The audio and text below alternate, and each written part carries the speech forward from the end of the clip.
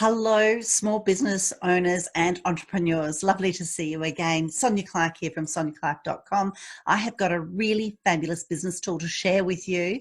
It's called the Sender Receiver Business Tool. And what it does is it helps minimize issues with time and turnover of staff and products.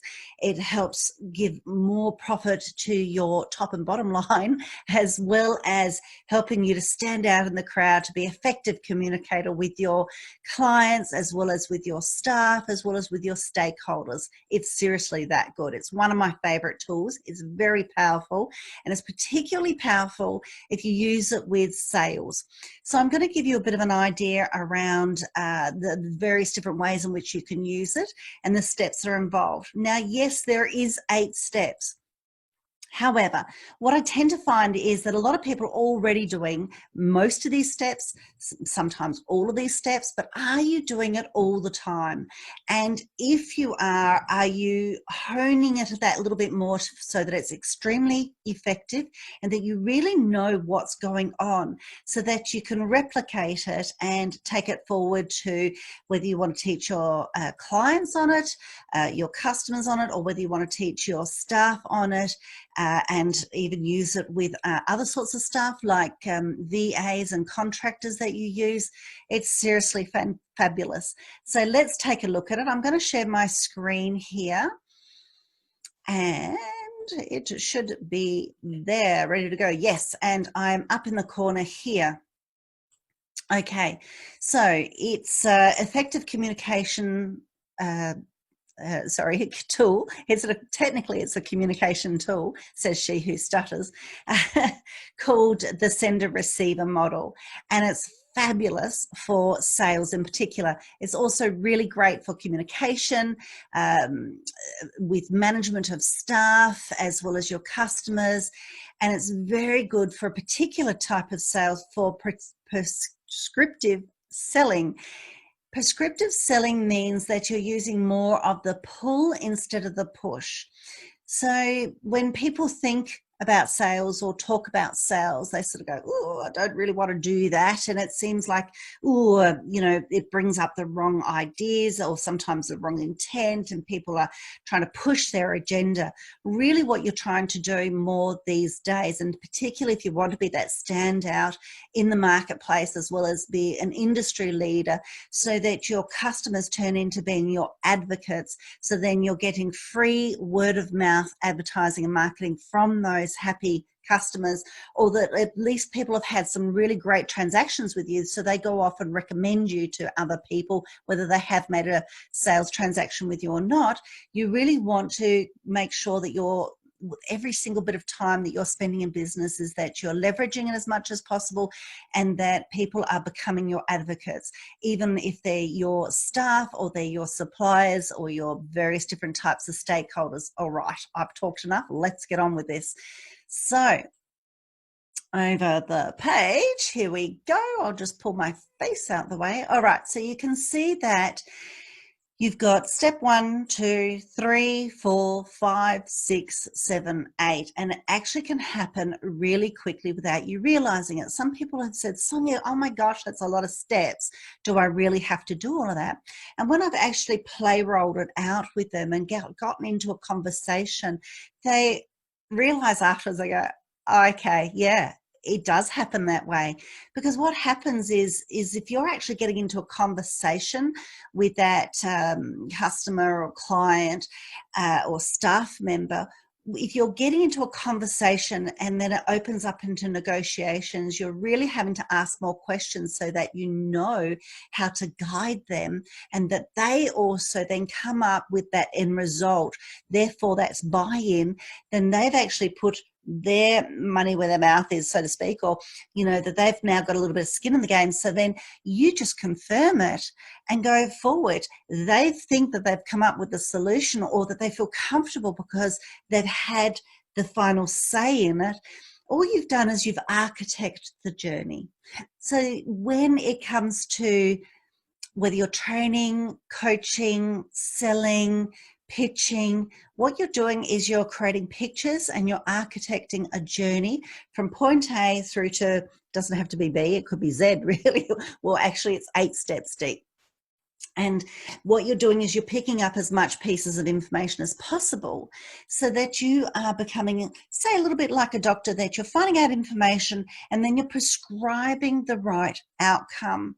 Now, that may not end up being what the service or the product that you do have. If you're professional enough and you've recommended this A, B, or C, this, or this, and maybe it's not something that you carry or that you do, that it is in another area. But the whole fact is that if you've architected something out for that potential client or customer, that they will really appreciate that. So whether they do end up buying or not, they will be your advocate. That's power. They will come back to you for other sorts of information. They'll often turn into a customer or client. So that's the long-term game, not the short-term game. So it depends on the type of sales that you're having to do as to, are you needing the customers to be return customers or clients, or are you just not worrying about them and it's a one-time over, you'll never see them again, and therefore you really don't care about the reputation that they might talk about you once it's over and done with. You know what? I've worked in the various different sorts of industries, and I've coached lots of different business owners. I've helped build $15 million prototype project in 10 months and have broken industry records of what they thought was fine and considerable and a good standard being at 15%. And I said, no. I'm not ever going to be happy with my reputation being at 15%, whether I continue to transact with them or not. It's still my reputation. That is something that people can't take away from you. If you are truly a professional, people will refer you. They will see you. They'll reach out to you maybe for some other joint ventures or some other sorts of projects or products or services. They might give you suggestions on something where you might go away and now create that product or service and come back. I have seen this time and time again. So I hope that you will think a little bit wider with the possibilities that this tool can help with you. Okay, so step 1 is, are you ready for this? Step 1 is where someone comes to you with a piece of information. If you can see my arrow there, just hovering around those stars there. So they're pieces of information, or that they're questions. Someone comes to you with a question, or if there's a problem or an issue. What you do is you paraphrase. Now that's not parrot them and say back exactly what they're saying. You're paraphrasing. You are saying it to a degree. What you're doing is listening for key words that they're saying, or key phrases, and you use some of those key words / phrases back, but with how you've interpreted it, but a little bit more, not completely how you've interpreted it, a little bit between parrot and your interpretation, but you're using their key words. That's the most important thing to do. You use their keywords and you then confirm it. So you say back to them, if they've come to you and they've said blah, blah, blah, blah, blah, I have a problem with, or I have an issue with, or what I'm wanting is, and how about, do you know, or I'm confused, or whatever that is, you then say, oh, so you're saying da da da da da, is that right?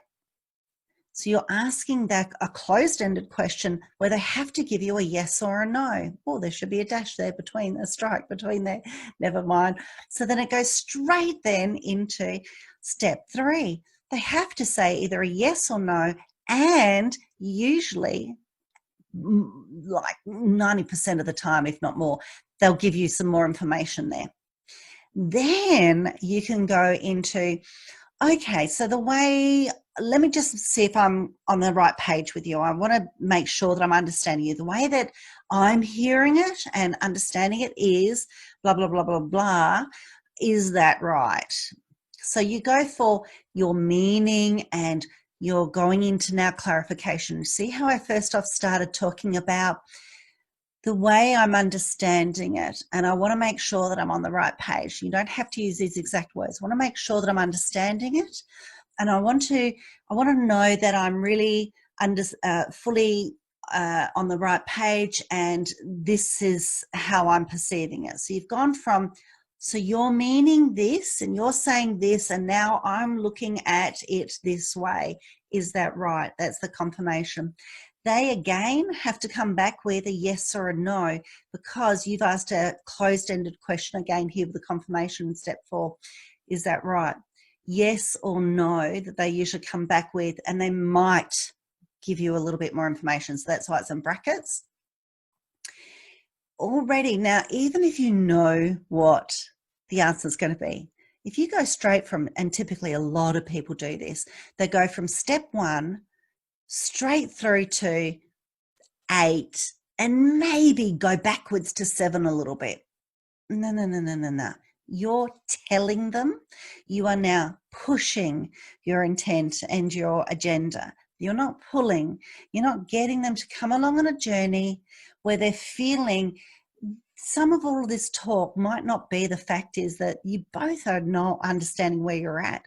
What's really going on in the mind of your customer, client, staff member, contractor, what's really going on is saying, in their mind is saying, do you get me, and do I want to trust you enough so that what you say to me I'm going to be happy with? So what you're doing with going through these steps is breaking down the walls and getting straight into more of a communication and finding out more information. I tend to call this sort of stage, but around the number 4 stages, where you're starting to become a little bit more of a detective and finding out more information.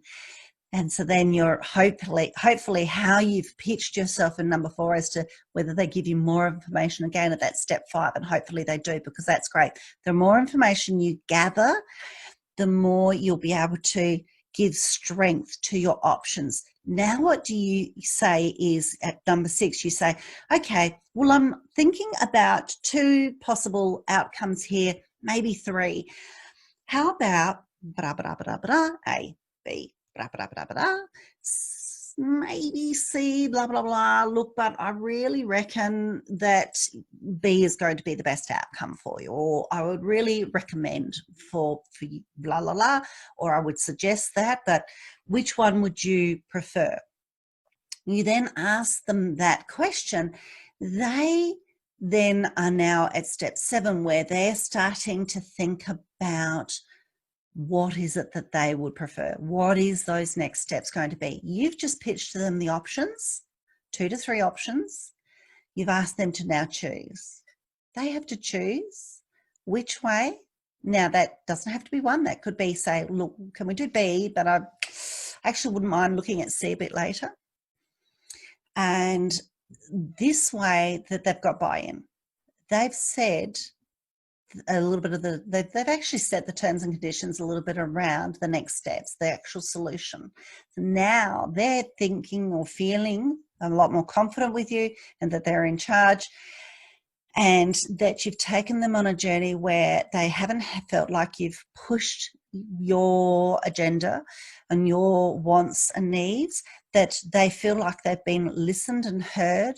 They feel like you understand and you get it for them, and that they're feeling comfortable that if one option doesn't work out, they've got another option with you, rather than running off to find someone else. And even if that third one, now I've used this often as the third being like that C, being, look, if it's not going to be the best thing for you and me, I actually do know another person who I would recommend, but they do a little bit more of this, and this is what I do though to help you with this. And then I will strengthen that to go back to using a little bit of the paraphrase, and together with a little bit of the meanings, for them to feel. And I'd ask them again. So I've done a loop back to 2 and 4, and then I finish off again on the 6, ask them what would they like as the next steps. They then say yes. They're feeling that they're in control. You've architected the way. You then say, this is where you need to gain a little bit more power and control back in this situation. You confirm their solution, Yep, I think that's really great. Yep, let's go ahead with option B. And I'd also, now you do the add value, I'd also like to look at that option C and look at what steps are involved with that as to really, is that the right direction? Or whether we could actually add some of that A into it. So what I'll do is I'll go off and I'll look at that and I'll come back to you. And when we get together the next time, we will look through how we're actually going to go ahead with this. Now, this means that number 8 doesn't mean that it has to be the final transaction. You are paving pathways to possibly be a 9 and a 10 and 11, so that the client continues to be a lifelong client for you, and that they're feeling that they're buying into you and your business. They're very much so a stakeholder. Now, a stakeholder is not a shareholder. A stakeholder is someone who has a vested interest in your business. That means that they want you to be there in your business and they want you to be there for them. This particular way will help you to strengthen that a whole lot more, that they'll turn into advocates and they'll go off and talk about you and rave about you behind your back, in front of your back, give you testimonies, all sorts of wonderful things. And again, that's all free. So that little bit more effort into those initial conversations or into the next steps, say being the next steps of 9 through to 16 even, will help give a lot more strength to positioning you as the professional and the expert. Now, even if you do have an e-commerce site where you're not really having a conversation with your client, but if they've actually written in or if they're doing something on the chat box, you can go through these steps, whether it's an email, whether it's a chat box, whether you've recorded a bit of some options and captured it in a video content like this, and like a quick little video or a quick little Q&A, and send it off to your client. Imagine how they're going to feel. They're going to feel a whole lot more cared for, and there are people out there doing it. There's not enough of those people doing it out there, so the people that are doing it are reaping the rewards. They're having the business and the life that they do want.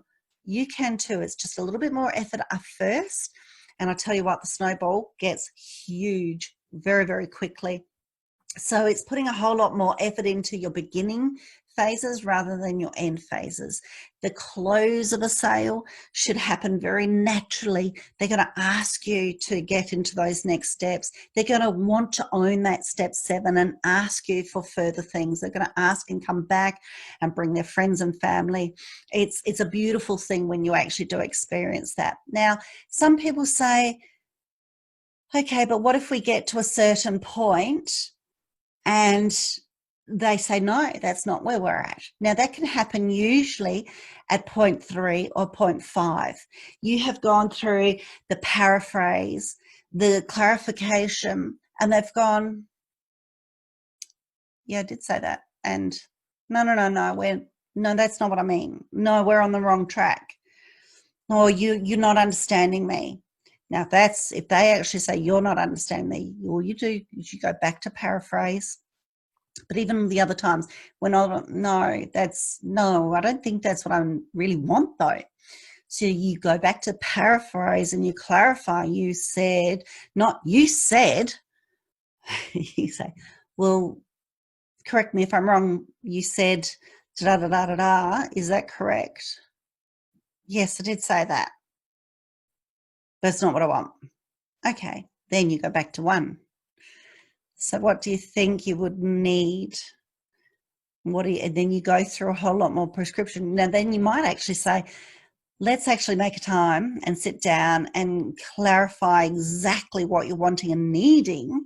And then we can go through some more steps of your options. Okay, yeah, that's great. Now you can charge for that too. So you can do loops in and around this, but this can actually happen really, really quickly. Now, even if it's a staff member, Sonia, I've got a problem with, I get an itchy nose when I do these live videos. I have no idea why. Sonia, I have a problem with the back end links on the calendar scheduling and with a couple of the other different softwares. I just it really frustrates me, and I just don't know where we're at. Okay, so you're saying that there's problems with the calendar scheduler and the software. Is that correct? Yes, that's right. Oh, and also, yeah, and also with our shopping cart. Okay, so let's make sure that I'm on the right track. So you're saying the scheduler, the shopping cart, and the software. Which software are you talking about? Because there's a heck of a lot. Oh, yeah, that's true. Yeah, no, I mean specifically da-da-da-da. And okay, so let's look at some options here. Because there's several different components and what might be the problem here and what's happening. So let's do a bit of a deep dive, and we'll spend a bit of time, say 10 minutes on each of these different sections. So being the scheduler, the software of such and such, and that other one that I said, I've already forgotten. And let's spend a bit of time, do a bit of a deep dive and test and measure. And I want to see what you're doing so I can see where the problem is, because I haven't noticed that. And maybe we're both doing two different things. What would be, how does that sound to you? Yeah, that sounds really good. Yeah, I think I should show you what I'm doing. Okay, let's go through each of those steps. Okay, so just confirming, we're going to go through each of those 3 different steps, spend 10 minutes each on those. Let's organise a time right now to go through that, as well as you doing it. And then I'll tell you what, I'll also then do it myself, and I'll record it myself.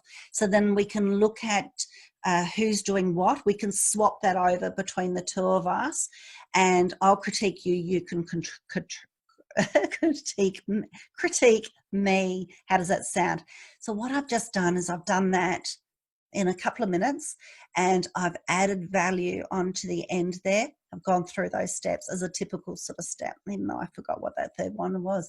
Like, can you tell I've had so many things? As soon as I thought software, flood of software's there.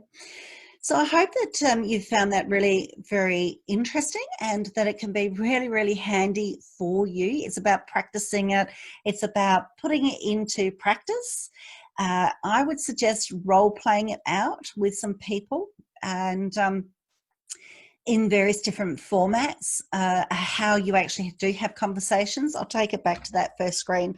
I want you to think of how you're communicating this effectively in each of those steps, quickly, clearly, so that it helps with your sales, so that it helps with staffing, so that it helps with customers, and that you can get people to come along on a journey with you, which is the pull and not the push. How much are you pushing? How much are you asking for their input? The more you ask for their input, the more you are teaching someone else how to think. In particular with your staff, you're teaching them how to think. You're role modeling this out.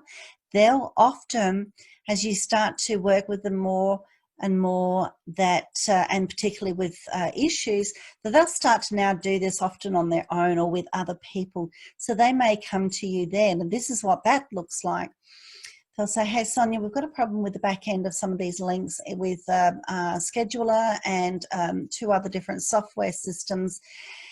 And I think, look, it could have been some issues that I have been putting in the data entry of that compared to, say, what the customer has been doing. I've actually done a little bit of a test and measure with that with a couple of customers who have been really fabulous customers. So I actually have asked them to partake in a quick little survey and have given them a bonus for that. And these are the options that I came up with. I came up with option, look, we could go ahead and do this, and that's going to give us an immediate result. However, we also really should be doing this. This is going to take us longer, and this is the money that's going to be needed to do for that. And I'd like to be in charge or in control of doing this. I am needing help with this other component. What would be your suggestions?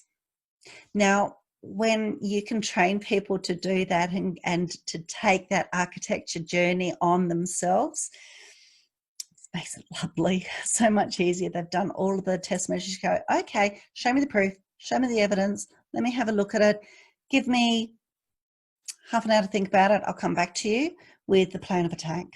And so always make sure that you still add on your value, your ownership in that part.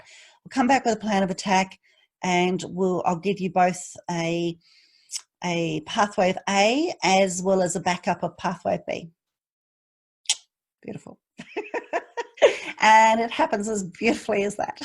So I hope you've enjoyed that and have found that quite useful. I'd love to hear what your feedback is. Do you do it? How much of it are you doing regularly? If not, how are you going to put it into practice in your workplace and maybe teach others on it as well? If you want to go through it in more detail, I'd love to go through it with you in more detail. Reach out to me, no matter what, whether you're wanting help and assistance or whether just give me some feedback as to how much you enjoyed, what part of it you liked. You can reach out to me in several different ways on my Facebook page, soniaclark.com, SONIACLARK.com. So Sonia with an I, Clark without an E. And you can also reach me on email, admin@soniaclark.com. You can also hop on my Instagram page, Sonia Clark, Sonia_Clark_LBE, or on my YouTube channel. So hopefully I'll see you listening to my podcast, Prosper with Sonia Clark. Bye for now.